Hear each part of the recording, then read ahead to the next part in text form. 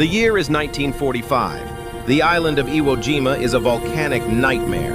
Black ash choking the air, machine guns screaming from hidden caves, and the Pacific surf running red with blood.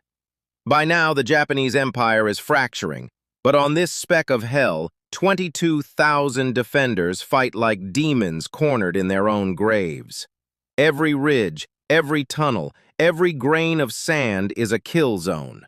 Facing them, the United States Marines. To the world, they're liberators. To the enemy, they're relentless ghosts who crawl through fire without flinching. But in this inferno, one name echoes louder than the artillery.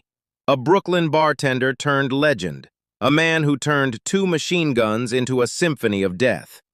You've seen the Hollywood reels, the viral clips, the greatest Marine ever headlines. They paint him as a superhero, a Rambo with a Navy cross. But today, we strip away the gloss. No capes, no myths, just the cold math of survival. One man, 3,000 rounds, and a night that broke an army. This isn't fiction.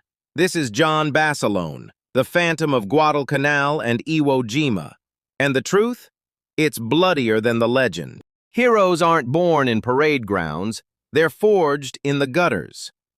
John Basilone entered the world on November 4th, 1916, in Buffalo, New York, 8th of 10 kids in an Italian immigrant family that scraped by on grit and garlic. They moved to Raritan, New Jersey, where young Johnny hawked newspapers, boxed in smoky gyms, and dreamed of something bigger than factory whistles. The Great Depression bit hard. Jobs vanished like smoke, leaving boys like him hungry for purpose. By 1934, at 18, Basilone lied about his age to join the army, chasing 3 squares and a uniform. He drilled as artillery, humped howitzers through maneuvers, but the peacetime grind chafed. Too much spit and polish, he'd gripe. Discharged in 1937, he bounced as a truck driver, a boxer, even a bartender slinging drinks in Brooklyn dives. War drums beat louder in Europe.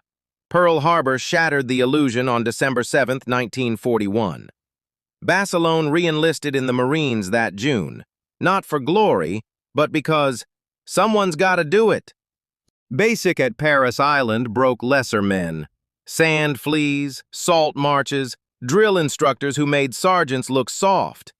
Basilone thrived. He had the boxer's footwork, the barkeep's steady hands, and a quiet fury that turned chaos into clarity. They made him a gunner, master of the water-cooled .30 caliber Browning, a beast that spat 500 rounds a minute if you babied it right. But training was child's play. The real forge waited in the Solomons. August 1942.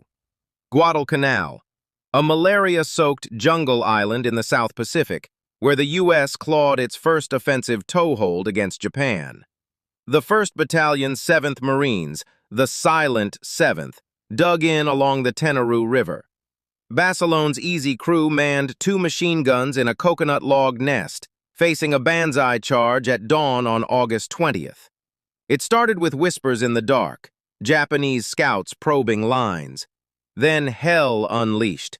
900 Imperial Marines, bayonets fixed, screaming "Banzai!" through the mist. Waves crashed against the American perimeter like a human tsunami. Most guns jammed in the humidity, ammo belts tangled like snakes. Basilone's crew? They held. For 48 hours straight, he danced with death. When his gunners fell, one gut-shot, another headless from a knee mortar, Johnny took the guns himself.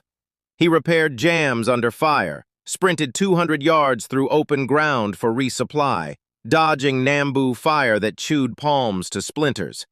"Keep 'em hot!" he'd yell, ignoring the shrapnel carving his arms.